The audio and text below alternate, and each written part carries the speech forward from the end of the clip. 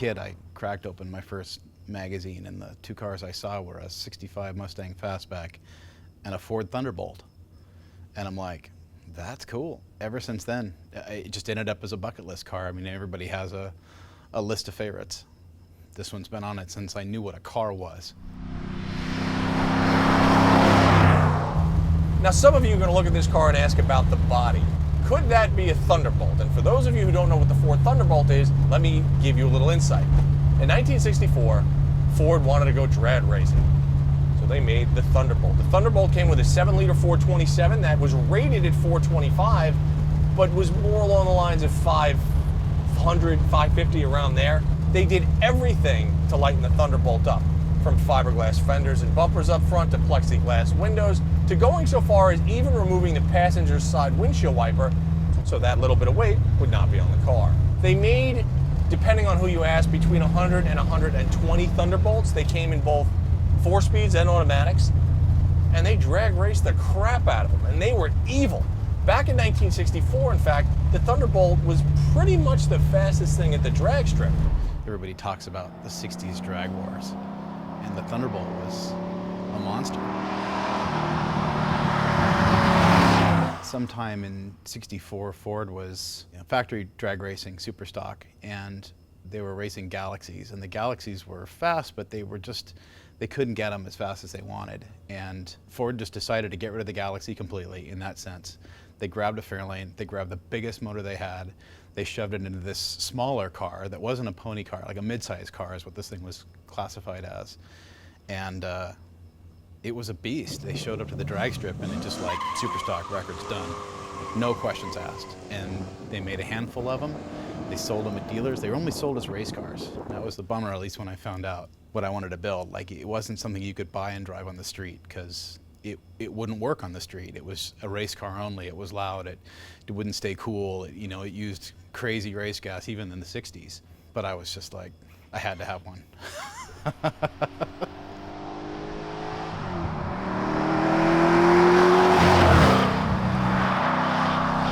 Far too often do people build cars and then let them languish because they don't take the time to really sort them out. It either doesn't run right, or it doesn't ride right, or it doesn't steer right.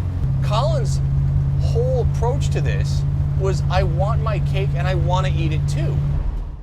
I wanted it to look, as you say, badass, but I needed it to drive. It needs to work as a car every single day. Like, it has to start, run perfectly, not use a huge amount of fuel, be fast enough to put a smile on your face when you drive it. It's got to be safe. AC's got to work. The brakes have to work. It's got to be quiet. It's got to be comfortable. You don't want it to beat you up. It has to be a fun experience, but it also is something that you can rely on. In my mind, it was just like, I will not be happy unless this car works exactly as a modern car would.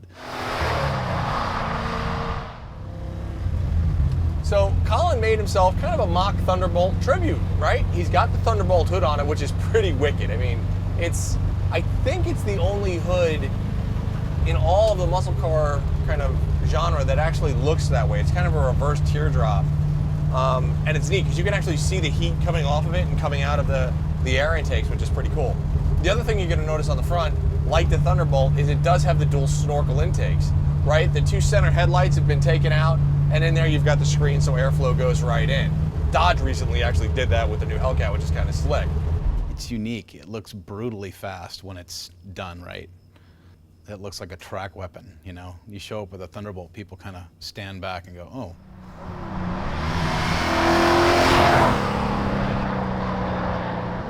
I wanted something that would just be so much fun to drive, and so far it's been a home run.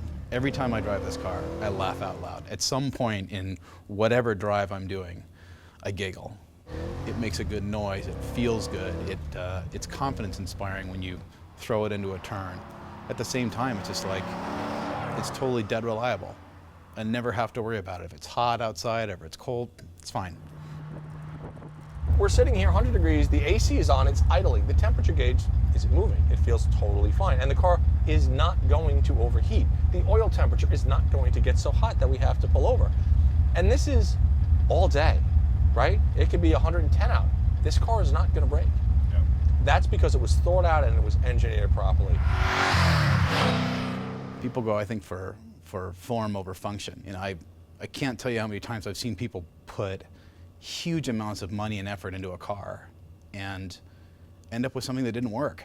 What's the point in that? I mean, tinkering is one thing, but you've got to make it work right, or else it's not any fun. Under the hood is a 331 cubic inch Ford small block, makes 400 plus horsepower. It is fuel injected and it starts and runs beautifully. Mileage with this thing, because of the fuel injection, it gets in the 20s, which is, when you think about it, is really, really good for a car that's making 400 plus horsepower. The T56 tranny with the 6 speeds and the 373, I mean, you're never really spinning this thing out of its comfort zone, so you could cruise all day long at 90, 100 miles an hour, and the motor isn't breathing heavy. It's just so under stressed. You can also get places like this and just kind of roll into it, and you've got loads and loads of power here.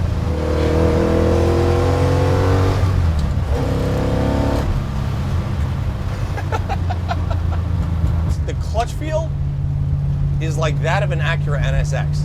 And I know that sounds weird, but the engagement is fantastic. It's very, very light. Lets you know when it's gripping. It's just. As I got older and I realized what it takes to make a car handle, you learn from a lot of really smart people, especially here at the racetrack. There's a lot of knowledge here. If you fix the inherent problems of the design of some of these things, you can actually make a fairly fast car. That's why the only thing left under the car that's a Fairlane is the body itself. Everything else has been changed. And that's the only answer. Like, you're gonna make something insane and you wanna make it, you know, do stupid track records around the road course, which is strangely what this suspension is designed for. You have to start from scratch and you have to fix the inherent problems. You don't try to like make this a little bit better. You take it all out and you start over again. And that's what I did.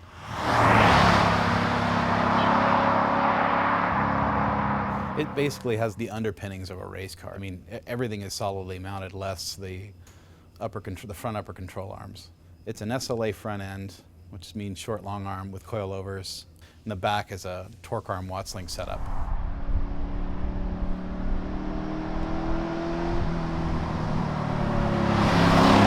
Handling on the car is surprisingly good. I mean, you look at it and you go, oh, well, the thing is going to handle like a big lumpy drag car. The only limiting factor of the handling of this car is, one, the tires, because, I mean, they're just regular kind of street tires. But two, the way that it's set up right now, you might notice that Thad and I are sitting in a big bench seat. We're going into this corner right now, and the car will go around the corner without problem. However, I'm holding on to this pizza-sized steering wheel that looks like it came out of DeFars in Brooklyn. I have to literally brace a knee, put myself in, and lean into the corner like it's a motorcycle. My body wants to slide and make contact with Thaddeus, which, I mean, who wouldn't want to make contact with Thaddeus? The man's an Adonis. You know what? Having the bench seat, it's really nice when you've got your significant other sitting next to you. At the same time, there's a dog that rides shotgun. And it's just a cool old car. I was so blown away at the fact it was just a cool old car. I didn't want to put new seats in it. I don't want it to look like a new car. I want it to drive like a new car.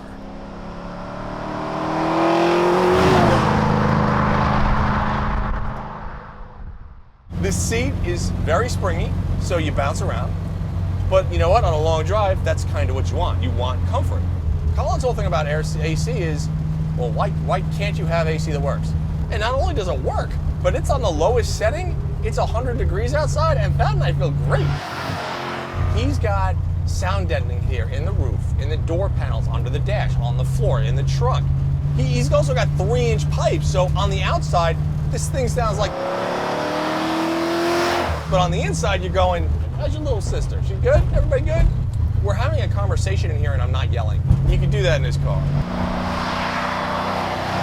If you look at the dash, the paint is fading like the rest of the car.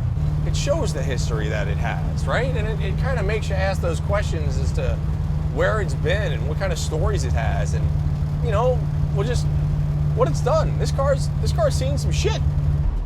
It's on its little splotches and everything, and it looks like it's been sitting in someone's garage forever. I love it.